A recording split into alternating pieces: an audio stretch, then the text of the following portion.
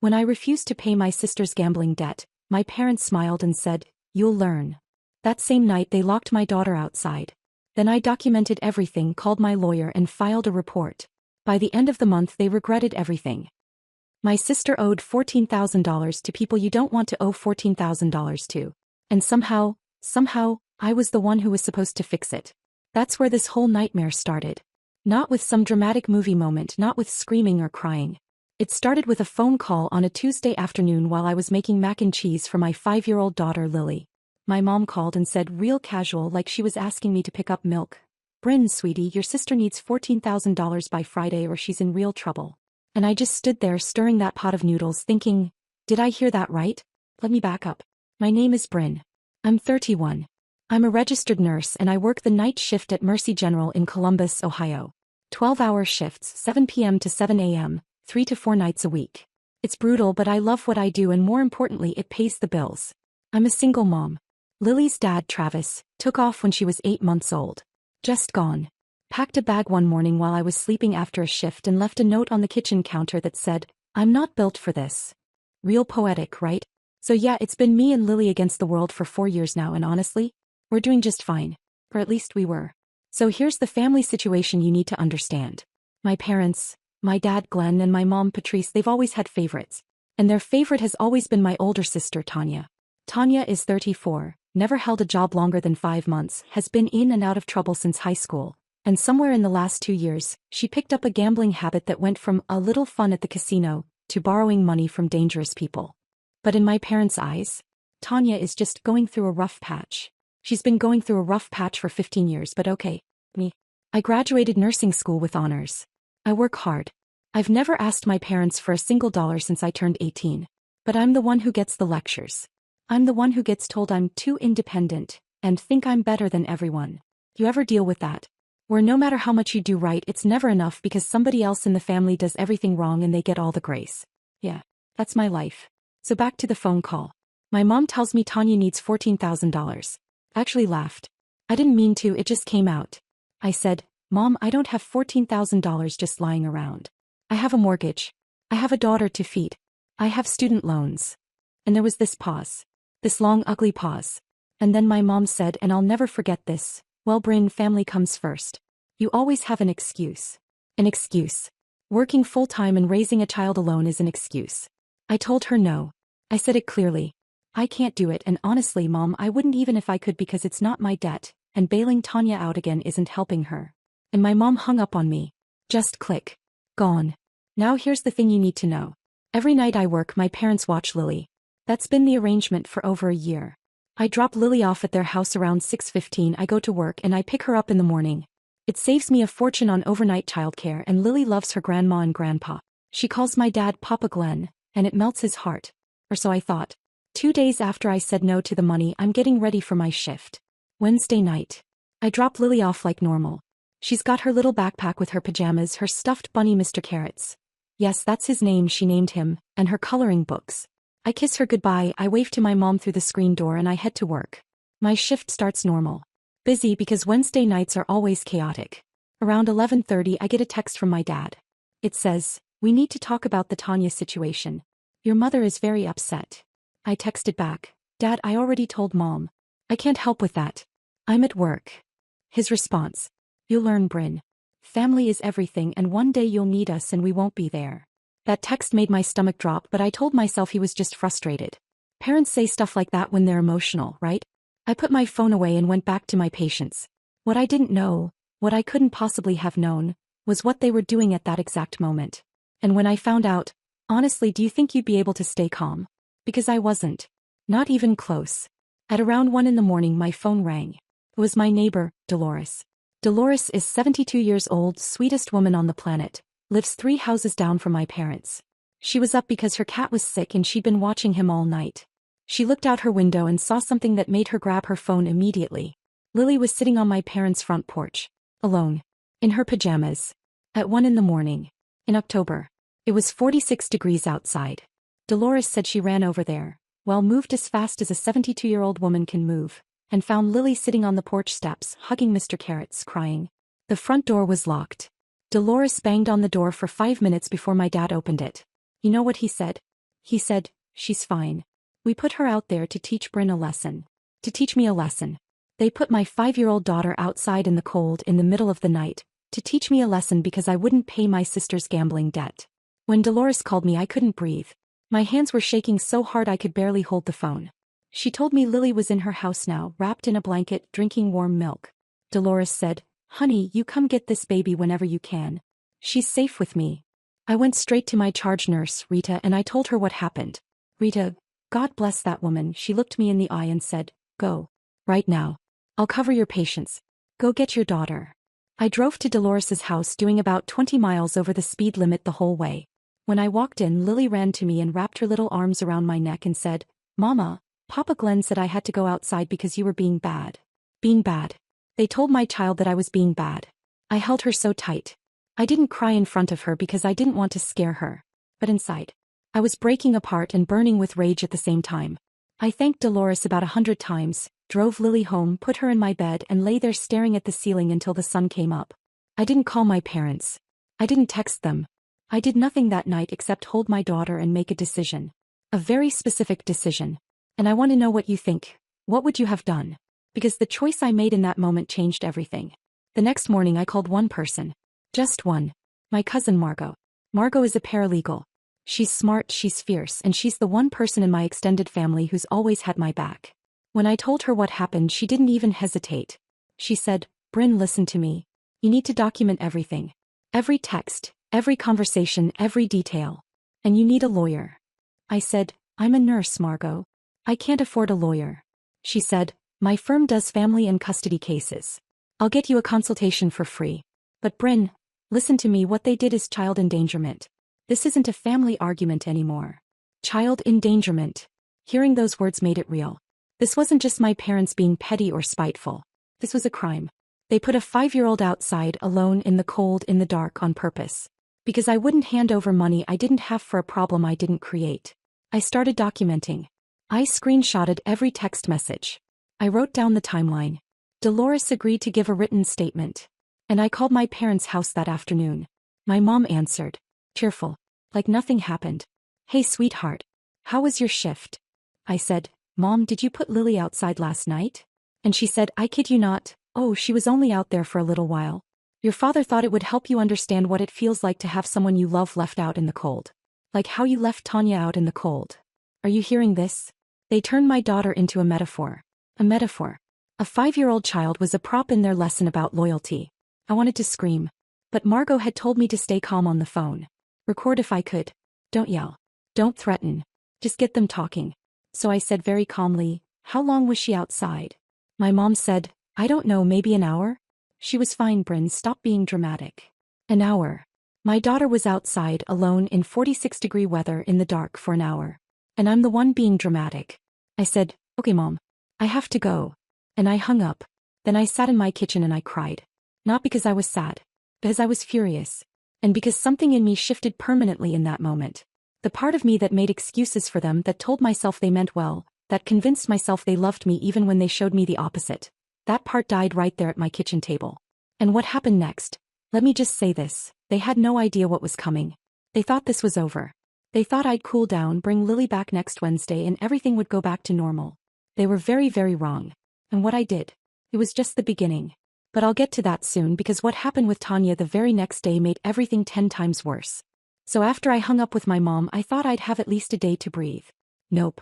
Tanya showed up at my door Thursday morning at 8 a.m., banging like she was trying to break through the wood. She was standing there with smeared mascara, sweatpants, a hoodie she clearly slept in. She pointed right in my face and said, "You're ruining this family, Bryn. Mom and Dad are devastated because of you." I said, "Tanya, they put Lily outside in the middle of the night. She's 5. And Tanya said, "Well, maybe if you'd helped me when I asked, none of that would have happened. This is your fault." My fault.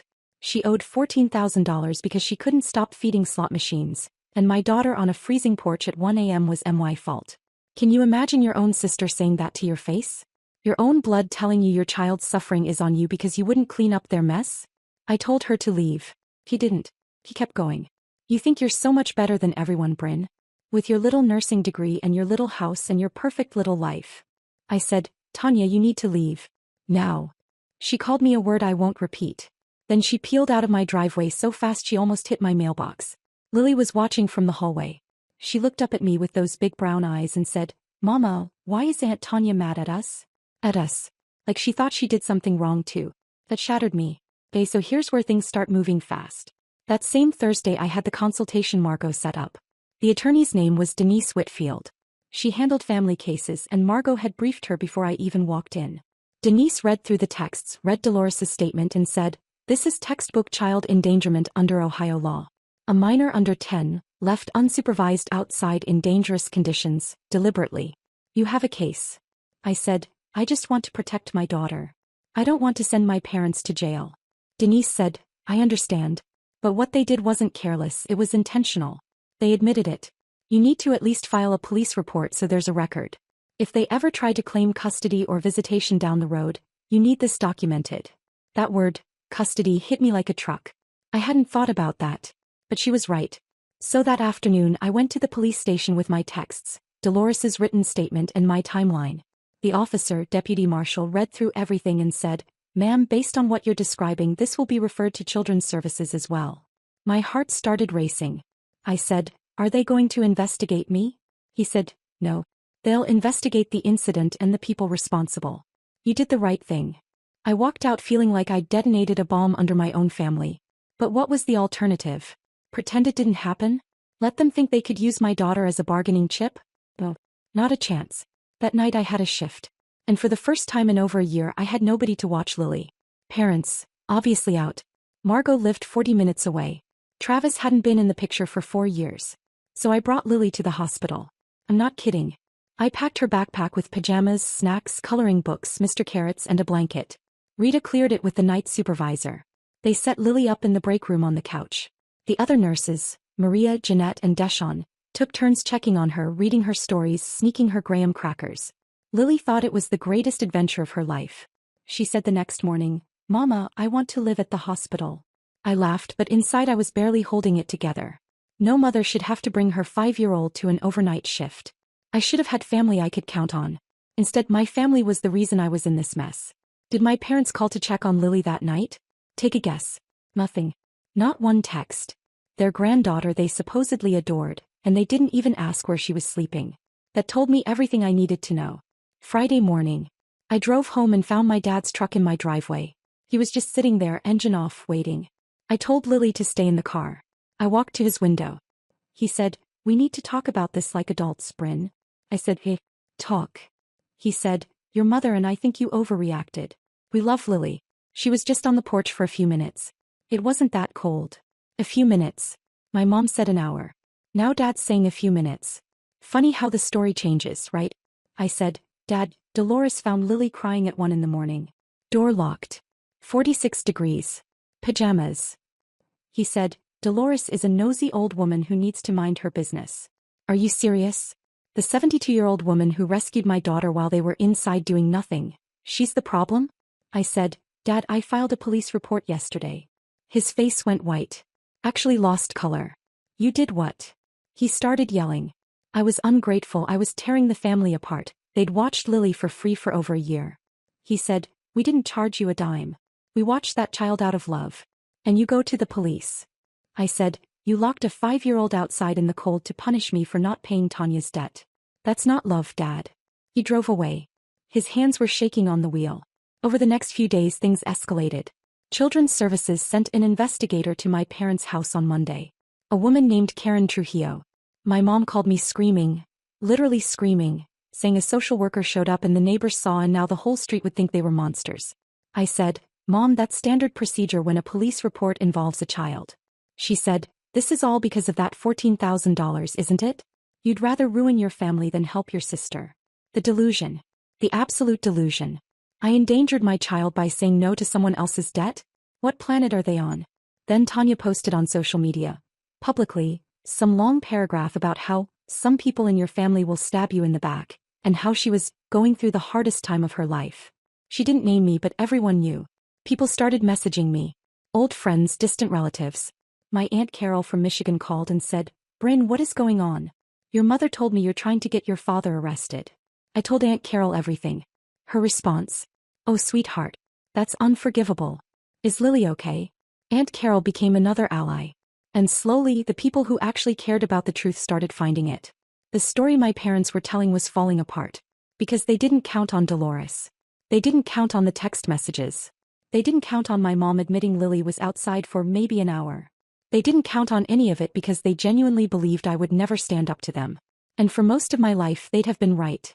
But something changed the night Lily told me Papa Glenn said I was being bad. Something locked into place. A switch that doesn't flip back. Now, what happened when the investigators' findings came back, and when my parents tried something truly desperate? That's a whole other level. And Tanya managed to make everything worse in a way I couldn't have predicted. What I did in response, let's just say nobody was telling me you'll learn anymore. I'll tell you everything very soon.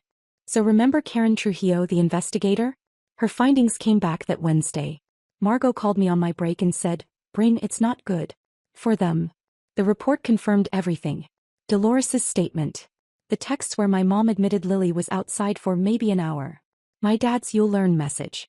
Karen had even interviewed my parents and my dad told her it was a parenting disagreement, and Lily was never in real danger. But when she asked why the door was locked, he had nothing. Because there's no good answer to that. The county prosecutor filed charges. Child endangerment. Against both of them. When Margot told me, I sat on the break room floor and didn't know whether to feel relieved or sick. Both honestly. Do you think I went too far? I asked myself that every day. These are my parents. The people who raised me.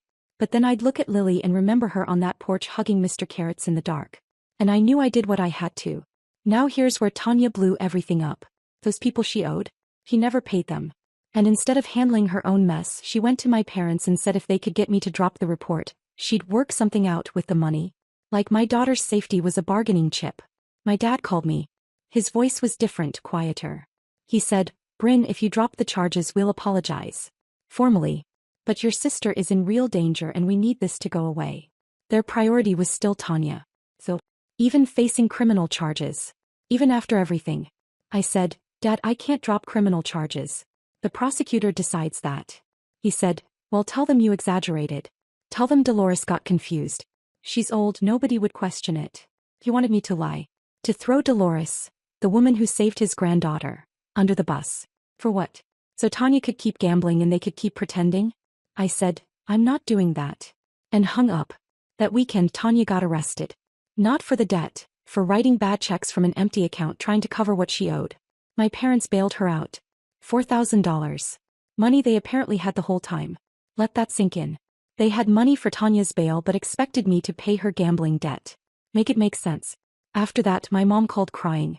Not angry crying, different. She said, "Bryn, everything is falling apart. Your father might go to court, Tanya's been arrested and you won't talk to us. How did we get here?" I said, "You put my daughter outside in the cold. That's how." She said, "We just wanted you to understand how important family is." I said, "You taught me exactly how important family is, Mom. Just not the lesson you intended." Court came in the third week. Denise said my dad was in more trouble because the investigator noted he locked the door and told Dolores it was intentional. Here's what happened. My mom got 12 months probation and mandatory parenting counseling. My dad got 2 months house arrest. An ankle monitor. 2 months confined to his home because he locked a 5-year-old outside in the dark to win an argument about money. When the judge read the sentence, my dad looked at me across the courtroom. It wasn't anger. It was shame. Real deep shame. First time in my life I saw my father look small. I didn't feel victorious. There was no celebration watching my dad get an ankle monitor. It was just heavy. My mom tried to approach me outside the courthouse. She said, "Bryn, can we just talk?"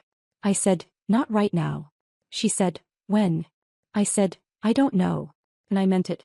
I didn't owe them a timeline. Over the next few weeks, something surprised me. My dad, stuck at home, started writing me handwritten letters. The first one I almost threw away. But Margot said, "Read it. You don't have to respond." He wrote about growing up with a father who believed loyalty was the only value that mattered. He said when I refused the money, he felt like I was abandoning Tanya the way his brother abandoned their family when he was 12. He said he wasn't excusing it. He was explaining what was broken inside him. It didn't fix anything, but it cracked the door open a sliver. The second letter said he'd been home for 9 days and all he could think about was Lily's face. He said he could hear her laughing in his memory and it was the worst sound in the world because he knew she'd never look at him the same. The third letter just said, "I'm sorry, Bryn. I know it's not enough." I didn't write back. But I kept them. Tanya meanwhile was spiraling. Bad check charges piling up, possible jail time, and for the first time in her life no safety net. Nobody coming to rescue her. And you know what? She checked herself into a gambling addiction treatment program outside Dayton. She called me from intake and said, "I'm not calling to ask for anything. I just wanted you to know." I said, "That's good, Tanya. I mean it." She said, "I know you probably hate me." I said, "I don't hate you. But you can't use Lily to get to me. Ever. None of you can." Here's where I landed. Honest truth. I did not fully reconcile with my parents. My dad served his 2 months. My mom completed probation and counseling. But I never went back to dropping Lily at their house. Dolores connected me with a retired teacher named Gloria, who became Lily's overnight sitter and practically a second grandmother within a month. I set hard boundaries.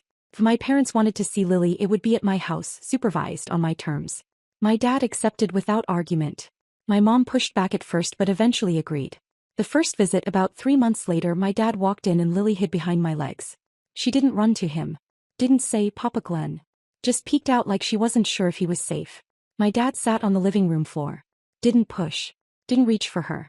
He said, "Hi Lily. I missed you. I'm sorry I scared you." She came out after about 10 minutes. Sat across from him, not next to him. And said, "You made me go outside when it was cold." His eyes filled up.